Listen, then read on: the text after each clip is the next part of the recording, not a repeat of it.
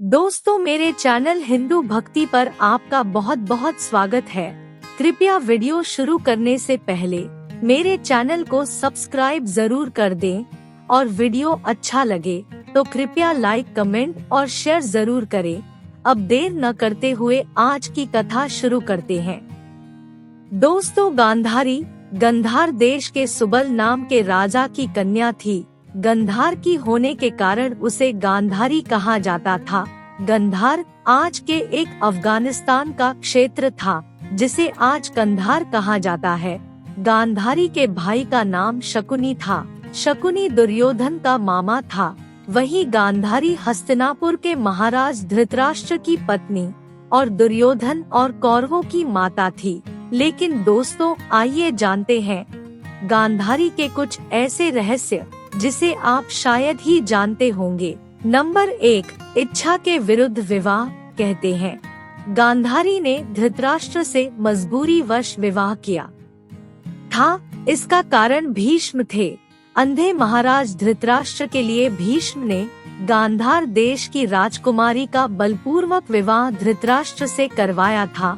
Number 2, Dhritarashtra से पहले गांधारी का बकरे से विवाह की विदिंती के अनुसार ऐसा माना जाता है कि गांधारी का विवाह धृतराष्ट्र से करने से पहले ज्योतिषों ने सलाह दी कि गांधारी के पहले विवाह पर संकट है, इसलिए इसका पहला विवाह किसी और से कर दीजिए, फिर उसके बाद धृतराष्ट्र से करें। इसलिए ज्योतिषों के कहने पर गांधारी का पहला विवाह एक बकरे से करवाया गया था। बाद में उस बकरे की बलि दे दी गई।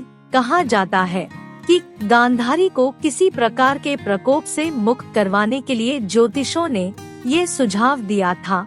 इसी कारणवश गांधारी प्रतीक रूप में विधवा मान ली गई और बाद में उनका विवाह धृतराष्ट्र से कर दिया गया। नंबर 3, इस संबंध में 2 कथा है। पहली ये है कि गांधारी को पहले से ही पता था कि उसका होने वाला पति अंधा है।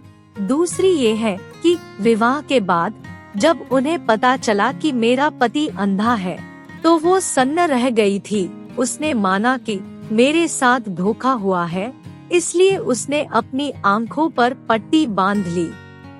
पहली कथा के अनुसार गांधारी ने पतिव्रत धर्म का पालन करते हुए अपनी आंखों पर जीवन भर के लिए पट्टी बांध ली थी। इसी कारण गांधारी का संसार की पतिव्रता और महान नारियों में विशेष स्थान है।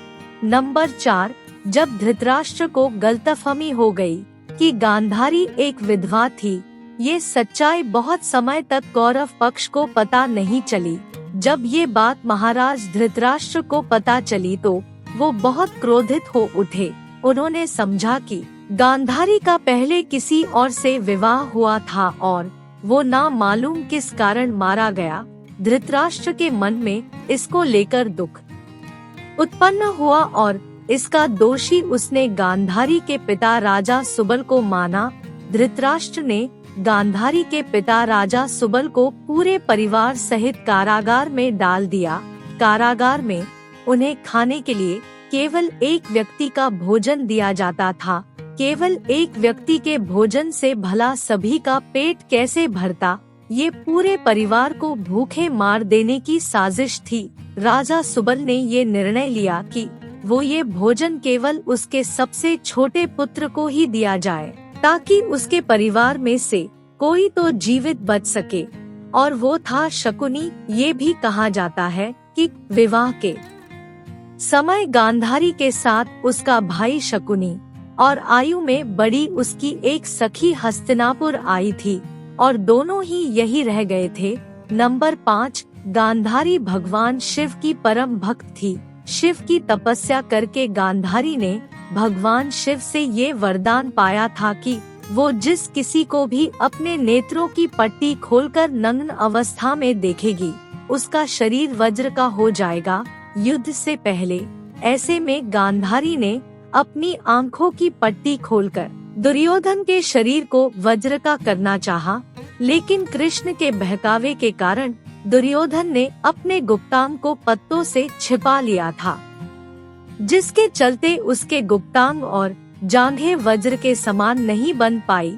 इसी कारण अपने प्रण के अनुसार ही महाभारत के अंत में भीम ने गदा से दुर्योधन की जांघ पर प्रहार किया और दुर्योधन मर गया। नंबर 6, गांधारी पुत्रों को कौरव पुत्र कहा गया, लेकिन उनमें से एक भी कौरववंशी नहीं था। धृतराष्ट्र और गांधारी के 99 पुत्र और एक पुत्री थी, जिन्हें कौरव कहा जाता था। गांधारी ने वेदव्यास से पुत्रवती होने का वरदान प्राप्त कर लिया था। इस वरदान के चलते ही गांधारी को 99 पुत्र और एक पुत्री मिली थी। उक्त सभी संतानों की उत्पत्ति 2 वर्ष बाद कुंडों से हुई थी। गांधारी की बेटी का नाम दुश्ला था। गांधारी जब गर्भवती थी तब धृतराष्ट्र ने एकादासी के साथ सहवास किया था, जिसके चलते युयुत्सु नामक पुत्र का जन्म हुआ। इसी कारण कौरव सो हो गए। नंबर 7, कुंती के पुत्र पांडव थे और गांधारी के पुत्र कौरव। प्रारंभ में दोनों ही एक ही महल में रहती थी, लेकिन राजगद्दी के चक्कर में दोनों के मध्य प्रतिद्वंदिता रहती थी। कुंती एक अद्भुत महिला थी। पति की मृत्यु के बाद कैसे उन्होंने अपने पुत्रों को हस्तिनापुर में दाखिल करवाकर गुरु द्रोणाचार्य से शिक्षा दिलवाई और अंत में उन्हें राज्य का अधिकार दिलवाने के लिए प्रेरित किया, ये सब जानना अद्भुत है। जिस तरह कुंती ने संघर्ष किया, उसी तरह गांधारी ने भी संघर्ष किया। फिर भी दोनों ही महिलाएं एक दूसरे के सुख दुख में साथ देती थी। नंबर 8, शकुनी ने गांधारी व धृतराष्ट्र को अपने वश में करके धृतराष्ट्र के भाई पांडु के विरुद्ध षड्यंत्र रचने और राज्य सिंहासन पर धृतराष्ट्र का अधिकार जमाने को कहा था। शकुनी की ये चाल किसी भी कारण से सफल रही हो, लेकिन इससे उसका सम्मान और बढ़ गया। गांधारी अपने भाई की चाल समझती थी और वो अपने पुत्रों को बुराइयों से दूर रहने को कहती थी, लेकिन उसकी एक ना चलती थी। पति, भाई और पुत्र के बीच गांधारी विवश थी। नंबर 9, श्री कृष्ण को श्राप।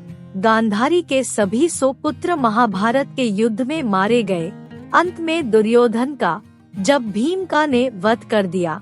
महाभारत युद्ध के पश्चात सांत्वना देने के उद्देश्य से भगवान श्री कृष्ण गांधारी के पास गए।